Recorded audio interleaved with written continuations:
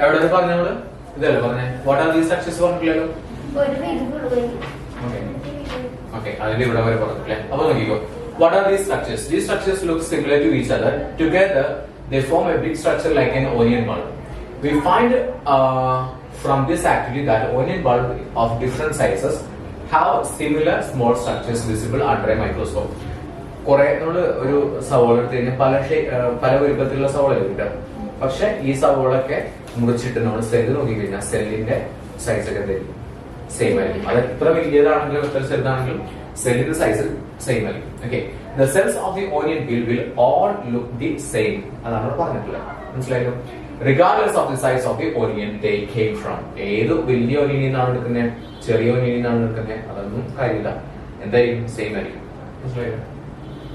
So these small structures that we see are the basic building unit of the onion bulb. അപ്പൊ ഈ ഒരു കുഞ്ഞു സാധനങ്ങൾ കൊണ്ട് ഈ സാധനം കൊണ്ടാണ് ഇതിലുള്ളത് ഓനിയൻ ബൾബ് കംപ്ലീറ്റ് ആയിട്ട് ഉണ്ടായിട്ടുള്ളത്. ആ ചെറിയ സാധനം പറയുന്ന പേര് സെൽ എന്നാണ് പറയുന്നത്. These structures are called cells. Not only onions മാത്രമല്ല, but all organisms that we observe around us are made up of cell. അപ്പൊ ഓനിയൻ ബൾബ് മാത്രമല്ല, നമുക്ക് ചുറ്റും കാണപ്പെടുന്ന എല്ലാ സാധനങ്ങളും ഉണ്ടായിട്ടുള്ളതുകൊണ്ടാണ് സെല്ലുകൾ കൊണ്ടാണ്. ഈവൻ നമ്മുടെ ബോഡി പോലും ഉണ്ടായിട്ടുള്ളതുകൊണ്ടാണ് സെല്ലുകൾ കൊണ്ടാണ്. However, there are also single cells that live on their own. പിന്നെ ചിലത് സിംഗിൾ സെല്ല് മാത്രമായിട്ടുള്ള ഉണ്ടാവും. അതിനെന്താ നമ്മൾ പറയുന്നത്? Unicellular organisms. നമ്മളെന്താണ്? നമ്മൾ മൾട്ടി സെല്ലുലാർ ഓർഗാനിസം ആണ്. അറിയാലോ? So cells were first discovered by Robert Hooke in 1665. He observed the cells in a cork slice. എന്താ പറഞ്ഞാൽ കണ്ടതിട്ടുള്ളത്? കോർക്ക് സ്ലൈസ് എന്നായിരുന്നു. With the help of a primitive microscope, which means ആള് സെൽഫായിട്ട് ഉണ്ടായിട്ടുള്ള microscope ആണ്. Primitive means പുരാതനമായിട്ടുള്ള പണ്ടത്തെ എന്നാണ്. So Leeuwenhoek അടുത്ത ആളാണ് 1674 with the improved microscope. ആള് എന്തുകൊണ്ടു കുറച്ചും കൂടി ഇംപ്രൂവ് ആയിട്ടുള്ള മൈക്രോസ്കോപ്പ് കൊണ്ടുവന്നു. Discovered the free living cells in pond water for the first time. അതായത് വെള്ളത്തിൽ നോക്കിയ സമയത്ത് അവിടെ കണ്ടുവന്നിട്ടാണ് ഫ്രീ ലിവിംഗ് ആയിട്ടുള്ള കുറെ സാധനങ്ങൾ, കുറെ ജീവികളെ കണ്ടു. മനസ്സിലായോ? It was Robert Brown in 1831 who discovered the nucleus in the cell. പിന്നെ അടുത്തായിരുന്നു റോബർട്ട് ബ്രൗൺ. ആൾ ചെയ്തു എന്താ കണ്ടുപിടിച്ചു? ന്യൂക്ലിയസ് കണ്ടുപിടിച്ചു. എവിടുത്തെ? സെല്ലിലത്തെ ന്യൂക്ലിയസ് കണ്ടുപിടിച്ചു. ഓക്കെ, മനസ്സിലായോ? അപ്പൊ എന്തൊക്കെയായിരുന്നു സ്റ്റാർട്ടിങ്ങിൽ? എന്തായിരുന്നു പറഞ്ഞ കാര്യങ്ങളൊക്കെ ഒന്ന് പറഞ്ഞേ. ഓനിയന്റെ ഏത് സൈസിലുള്ള സാധനം എടുത്തു കഴിഞ്ഞാൽ സെൽ എന്താണ്? സെയിം ആണ്. ഓക്കെ, മനസ്സിലായല്ലോ? അതിൽ വ്യത്യാസമൊന്നും വരുന്നില്ല. ഓക്കെ, പിന്നെ പറഞ്ഞു എല്ലാ സാധനങ്ങളും ഉണ്ടാക്കിയിട്ടുള്ള ജീവനുള്ള വസ്തുക്കളാണെന്നുണ്ടെങ്കിൽ ഉണ്ടാക്കിയിട്ടുള്ള സെല്ലുകൾ കൊണ്ടാണെന്ന് പറഞ്ഞു. ഓക്കെ, സെൽ ആദ്യമായിട്ട് കണ്ടുപിടിച്ചായിരുന്നു റോബർട്ട് ഹുക്കാണ്. 1665 ആളെന്ത് പറഞ്ഞു? കോർക്കിന്റെ സ്ലൈസ് ആണ് ആദ്യമായിട്ട് നോക്കിയിട്ടുണ്ടായിരുന്നത്. എന്ത് വെച്ചിട്ടായിരുന്നു? പ്രിമിറ്റീവ് മൈക്രോസ്കോപ്പ് വെച്ചിട്ടായിരുന്നു. ലിയൂവൻഹോക്ക് ആളെന്താ കണ്ടുപിടിച്ചേ? പോണ്ടില് കുളത്തിലത്തെ വെള്ളത്തിൽ കുഞ്ഞു കുഞ്ഞു ജീവികളെ കണ്ടു. Okay, so it was Robert Brown in 1831 who discovered the nucleus in the cell. സെല്ലിനൊരു സെൻറ്റർ ഉണ്ടെന്ന് പറഞ്ഞില്ലേ? ആ സെൻറ്ററിൻ്റെ പേരെന്തുട്ടാ? ന്യൂക്ലിയസ്. ആരാ കണ്ടുപിടിച്ചേ? Robert brown. ഓക്കെ, അത് തെറ്റിക്കരുത് കേട്ടോ. റോബർട്ട് ഹുക്ക് സെല്ല് ഒബ്സർവ് ചെയ്തു, ഇത് nucleus കണ്ടുപിടിച്ചാണ്.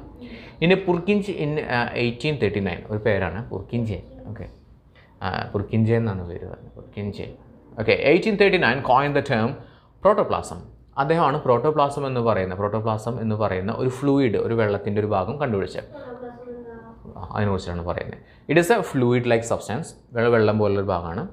The cell theory that all the plants and animals are composed of cells and that the cells are the cell is the basic unit of life. നമുക്കറിയാലോ ലൈഫിൻ്റെ basic unit എന്താണ്? സെല്ലാണ്. Even if it is a plant or even if it is a animal, എന്തൊക്കെയാണ് ഇതെല്ലാം ഉണ്ടാക്കിയിട്ടുള്ള സെല്ലുകൾ കൊണ്ടാണ്. Was presented by 2 biologist. അപ്പോൾ 2 ബയോളജിസ്റ്റാണ് ആദ്യമായിട്ട് ഇത് പുട്ട് ഫോർവേഡ് ചെയ്യുന്നത്. MJ ഷ്ലീഡനും തിയോഡർ ഷ്വാൻ എന്ന് പറയുന്നത് 2 സയൻറ്റിസ്റ്റുകളുമാണ് ഈ സെൽ തിയറിയും കാര്യങ്ങളൊക്കെ വരുന്നത്. Cell theory was further expanded by Virchow എന്ന് പറഞ്ഞാൽ റുഡോൾഫ് വിർഷോ എന്നാണ് പേര്. റുഡോൾഫ് വിർഷോ ആണ് സെൽ തിയറി എന്തായിരിക്കും? സെല്ലിനെ കുറിച്ചുള്ള തിയറി, അത്രേ ഉള്ളൂ.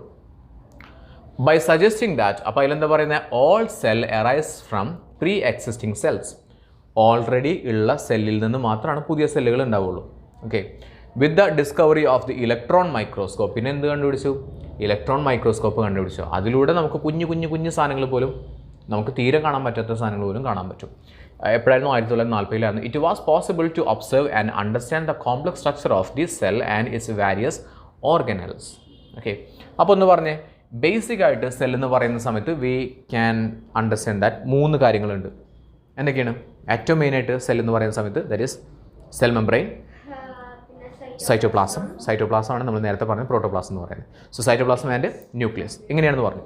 പിന്നെ ഞാൻ ഇന്നലെ തന്നെ പറഞ്ഞിട്ടുണ്ടായിരുന്നു, അത് മാത്രമല്ല സെല്ലിൽ വേറെയും കുറേ സാധനങ്ങളുണ്ടെന്ന് പറഞ്ഞിട്ടുണ്ടായിരുന്നു. അതിനെ പറയുന്നതാണ് ഓർഗനൽ എന്ന് പറയുന്നത്, സെൽ ഓർഗനൽസ് എന്ന് പറയുന്നത്. അതിനെക്കുറിച്ച് നമ്മൾ പഠിക്കുന്നുണ്ട്. മൈറ്റോകോൺട്രിയ എന്നൊക്കെ പറഞ്ഞിട്ട് കുറേ പഠിക്കുന്നുണ്ട്. The invention of the magnifying lenses led to the discovery of the microscopic world. പിന്നെ മാഗ്നിഫൈങ്, സൂം ചെയ്യാൻ പറ്റുന്ന ലെൻസുകളൊക്കെ കണ്ടുപിടിച്ചോട് കൂടിയിട്ട് ഭയങ്കരമായിട്ടുള്ള ചേഞ്ചസ് ഉണ്ടായി. It is now known that a single cell may constitute a whole organism as in amoeba, euglena, paramecium ഇതൊക്കെ ഉണ്ട് കേട്ടോ. Chlamydomonas, paramecium and bacteria. അതായത് ഇതൊക്കെ യൂണിസെല്ലുലാർ ഓർഗാനിസമാണ്. യൂണിസെല്ലുലാർ ഓർഗാനിസത്തിൻ്റെ എക്സാമ്പിൾ എന്താണ്? അമീബ, പിന്നെന്താണ്? പാരമീസിയം, ബാക്ടീരിയ ഒക്കെ യൂണിസെല്ലുലാർ. യൂണിസെല്ലുലാർ എന്ന് വെച്ചിട്ടാണ് എത്ര സെല്ലുണ്ട് അതിൻ്റെ ശരീരത്തിൽ? ഒരു സെല്ല് മാത്രമേ ഉള്ളൂ. മനസ്സിലായല്ലോ? ഓക്കെ. ഓർഗാനിസംസ് ഓക്കെ പറഞ്ഞു. യൂണിറ്റ് മീൻസ് സിംഗിൾ എന്നാണ് അർത്ഥം. ഓൺ ദി അതർ ഹാൻഡ്, മറ്റൊരു വിധത്തിൽ പറഞ്ഞാൽ many cells group together in a single body and assume different functions in it to perform various body parts in multi cellular organism. Multi എന്ന് പറഞ്ഞാൽ എന്താണ്? രണ്ടോ അതിൽ കൂടുതലോ ആയിരിക്കാം. ഓക്കെ. സച്ച് ആസ് ഫഞ്ചായി എന്നൊക്കെ പറയും. ഫംഗി എന്നൊക്കെ പറയും. Okay, fungi, that's right pronunciation. Fungus എന്ന് പറയില്ലേ? പ്ലാന്റ്സ്, ആനിമൽസ്, ഇതൊക്കെ എന്താണ്? മൾട്ടി സെല്ലുലർ ഓർഗാനിസമാണ്. Can we find out names of some more unicellular organisms? അപ്പോൾ യൂണിസെല്ലുലർ ഓർഗാനിസത്തിൻ്റെ പേര് കൂടുതൽ കണ്ടുപിടിക്കാൻ പറഞ്ഞിട്ടുണ്ട്. ഓക്കെ, അതുപോലെ കൂടുതൽ എഴുതാൻ പറഞ്ഞിട്ടുണ്ട്. Okay, so every multi cellular organism has come from a single cell. Okay, നമ്മൾ പറഞ്ഞിരുന്നു മനുഷ്യൻ്റെ ശരീരത്തിലെ ഏറ്റവും ആദ്യത്തെ സെല്ലിൻ്റെ പേരെന്താ? സൈഗോട്ട് എന്നാണ് ആദ്യത്തെ സെല്ലിൻ്റെ പേരിടുക. ആ സൈഗോട്ട് ഡിവിഷനൊക്കെ സംഭവിച്ചതിന് ശേഷമാണ് പിന്നീട് പലതരത്തിലുള്ള സെല്ലുകളായിട്ട് മാറുന്നത്. മനസ്സിലായല്ലോ? ഇനി ഇവിടെ ഒരു ആക്ടിവിറ്റി പറഞ്ഞിട്ടുണ്ട് കേട്ടോ. ഓക്കെ, നമ്മൾ പറഞ്ഞു സെല്ലുകൾ ഒരു വസ്തുവിൻ്റെ സെല്ലുകളാണെങ്കിൽ ഒരുപോലെ ആയിരിക്കും, ഡിഫറെൻറ്റ് വസ്തുവിൻ്റെ സെല്ലുകളാണെങ്കിൽ വ്യത്യാസം ഉണ്ടായിരിക്കും. ഇനിയിപ്പോൾ നമ്മുടെ ശരീരത്തിലുള്ള കുറച്ച് സെല്ലുകളാണ് പറയുന്നത്. Okay, some organism can also have different kinds of cell. Okay, എന്നൊക്കെ ഒന്നാമത്തേത് സ്മൂത്ത് മസിൽ സെല്ല്. ഇതാണ് സ്മൂത്ത് മസിൽ സെല്ല് എന്ന് പറയുന്നത്. നമ്മൾ പറഞ്ഞില്ലേ നമ്മുടെ ശരീരം ഇതാണെന്ന് പറഞ്ഞു? മൾട്ടി സെല്ലുലല്ലേ. അപ്പോൾ നമ്മൾ മൾട്ടി സെല്ലുലാർ ഓർഗാനിസമാണ് എന്ന് പറഞ്ഞാൽ ഡിഫറെൻറ്റ് കൈൻഡ്സ് ഓഫ് സെല്ലുകൾ നമ്മുടെ ശരീരത്തിലുണ്ട്. Smooth muscle സെല്ലുണ്ട്. പിന്നെ നമ്മുടെ ശരീരത്തിൽ ബ്ലഡ് ഇല്ലേ? ബ്ലഡിലാണ് എന്തുണ്ട്? ബ്ലഡ് സെല്ലുകളുണ്ട്. ഇനി ന്യൂറോൺ ഉണ്ട്, അല്ലെങ്കിൽ നെർവ് സെല്ലുണ്ട്. അതാണ് ന്യൂറോൺ എന്ന് പറയുന്ന സാധനം, അല്ലെങ്കിൽ നെർവ് സെൽ എന്ന് പറയുന്ന ഭാഗം. പിന്നെ അതുപോലെ തന്നെ ഫാറ്റ് സെല്ലുണ്ട്, ബോൺ സെല്ലുണ്ട്, സ്പേം ഉണ്ട്, ഓവം ഉണ്ട്. ഇത്രയും കാര്യങ്ങളൊക്കെ ഉണ്ട്. ഇതൊക്കെ ഡിഫറെൻറ്റ് കൈൻഡ്സ് ഓഫ് സെല്ലുകളാണ്. അപ്പോൾ കുറേ ടൈപ്പ് ഇപ്പോൾ തന്നെ നമുക്ക് എന്തുണ്ട്? 1 2 3 4 5 6 7 സെല്ലുകൾ കാണാൻ പറ്റി. സോ ഇതേപോലെ കുറേ സെല്ലുകളുണ്ട്. ഇതാണ് various cells in the human body. കിട്ടിയോ? മനസ്സിലായല്ലോ? അപ്പോൾ നോക്കിയേ, the shape and size of cells are related the specific function they perform. എന്ത് ഫംഗ്ഷൻ ചെയ്യാൻ വേണ്ടിയിട്ടാണോ ആ സെല്ല് നിർമ്മിച്ചിട്ടുള്ളത് അതിനെ അടിസ്ഥാനപ്പെടുത്തിയിട്ടായിരിക്കും അതിൻ്റെ സൈസും ഷേപ്പും കാര്യങ്ങളൊക്കെ വരുന്നത്. Some cells like amoeba have changing shapes. അമീബയ്ക്ക് ഷേപ്പ് ഉണ്ടോ? അറിയാം, അമീബ കണ്ടിട്ടുണ്ടോ? ഇല്ല. അമീബയ്ക്ക് എന്തില്ല വെച്ചാൽ ഷേപ്പില്ല. അമീബ നമ്മൾ വരയ്ക്കാൻ പറഞ്ഞു കഴിഞ്ഞാൽ I can draw like this is an amoeba, or I can draw like this is also an amoeba, or this one also an amoeba. കാരണം എന്താണ്? അതിനെന്തില്ല? ഷേപ്പില്ല. ഓക്കെ, ഷേപ്പില്ലാത്ത ഓർഗാനിസമാണ്. In some cases the cell shape could be more or less fixed. മനുഷ്യന്മാരിലൊക്കെ ഷേപ്പില്ല correct. Okay, for example nerve cell have a typical shape. നമ്മൾ നേരത്തെ പറഞ്ഞു നെർവ് സെല്ല് കണ്ടോ? സെല്ലിനൊരു ടിപ്പിക്കൽ ഷേപ്പ് കണ്ടില്ലേ? ഇതായിരിക്കും നെർവ് സെല്ലിൻ്റെ. ഇതെന്ത് സെല്ലാണ്? Blood cell. അപ്പോൾ ഇത് കണ്ടു കഴിഞ്ഞാൽ നമുക്ക് മനസ്സിലാക്കാൻ പറ്റണം എന്ത് സെല്ലാണെന്നുള്ളത്. പിന്നെ നമ്മൾ നേരത്തെ ഇന്നലെ പറഞ്ഞിരുന്നില്ലേ, ടീച്ചർമാർ ഒരു സാധനം കൊണ്ടുവരും, സ്ലൈഡിൻ്റെ ഇത് എന്ന് പറഞ്ഞിട്ടുണ്ടായിരുന്നില്ലേ? അപ്പോൾ ആ മൗണ്ട് എന്ന് പറഞ്ഞ് ഓക്കെ, ആ മൗണ്ട് കൊണ്ടുവന്നിട്ട് നമ്മൾ കാണിച്ചിട്ട് ചോദിക്കും ഇത് എന്തിൻ്റെ സെല്ലാണെന്ന് ചോദിക്കും. അപ്പോൾ നമ്മൾ പറയണം ഇത് എന്ത് സെല്ലാണെന്ന് പറയണം. ഓക്കെ, അപ്പോൾ അതാണ് ഇവിടെ പറഞ്ഞിട്ടുള്ളത്. Each living cell has the capacity to perform certain basic functions that are characteristics of all living forms. How does a living cell perform these basic functions? We know that there is a division of labor in multicellular organisms such as human beings.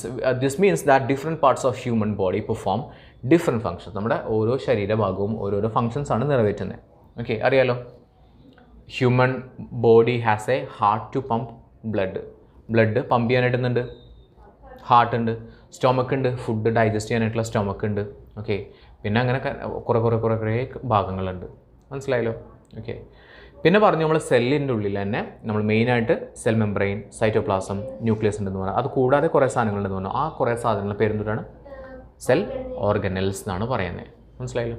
അപ്പോൾ അതിനെക്കുറിച്ചിട്ടാണ് ഇനി നമ്മൾ പഠിക്കാനായിട്ട് പോകുന്നത്. Okay, അപ്പോൾ അത് അടുത്ത ക്ലാസ്സിൽ പറയാം. What is A cell made up of, what is the structural organisation of A cell, അത് അടുത്ത ക്ലാസ്സിൽ പറയാം. അപ്പോൾ ഇന്ന് എടുത്തത് മാത്രം ഒന്ന് നോക്കി വയ്ക്കാം.